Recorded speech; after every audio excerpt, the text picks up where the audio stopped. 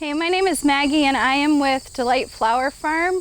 I'm going to be talking a little bit today about safe ways to use your body while farming. Specifically, this little bit is about the wrist.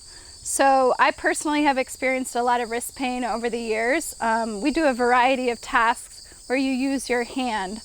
And that goes, it's as simple as like lifting a bucket and using your hand where there's a grip in your fingers, as well as basic harvesting, whether you're harvesting flowers or you're harvesting another crop. There's a lot of demand on your wrist, and the basic movements of the natural movements of your wrist are to hinge. So just moving in flexion and extension.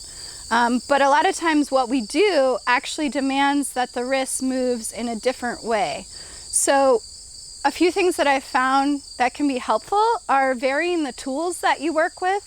So instead of using typical pruners, which requires you to work at this sort of angle and also squeeze your fingers, we use a sickle for a lot more harvesting so that it can be that basic flexion movement of your wrist. And I don't have to do any squeezing of my fingers, so there's less demand on this group of muscles all the way up my forearm. Another way that you can ease the taxation on these muscles is to distribute the labor through different groups of muscles. So instead of just carrying a bucket with a straight arm and squeezing your fingers, if you can bend the elbow, you're now asking this job to be distributed between different groups of muscles, which in the long run can be a lot safer for your arm overall when you're doing a task day in, day out.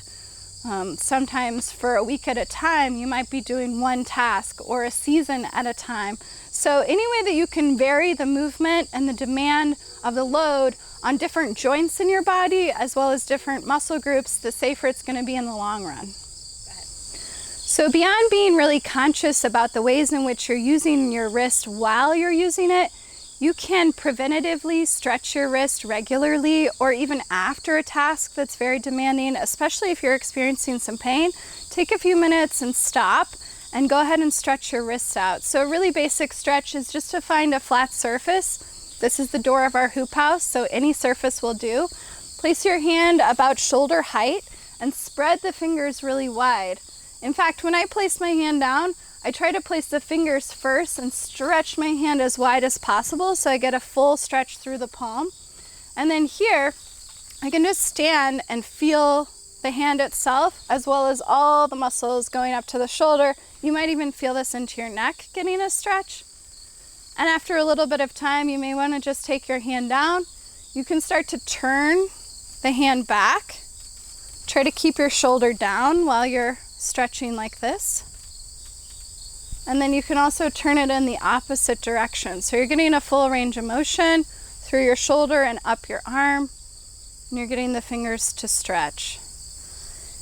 This is a stretch of flexion, so your wrist is in a flexion position and it's about at its capacity, 90-degree flexion there. But if you want an extension, you can use the opposite hand and just give a little gentle pressure in the opposite direction. You can do that at the full extension of your arm as well, and you can slightly rotate the hand one way or the other.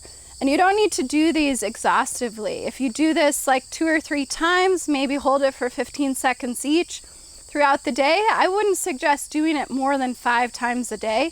If you're in that much pain, go see a doctor or physical therapist, vary your work task if that's possible.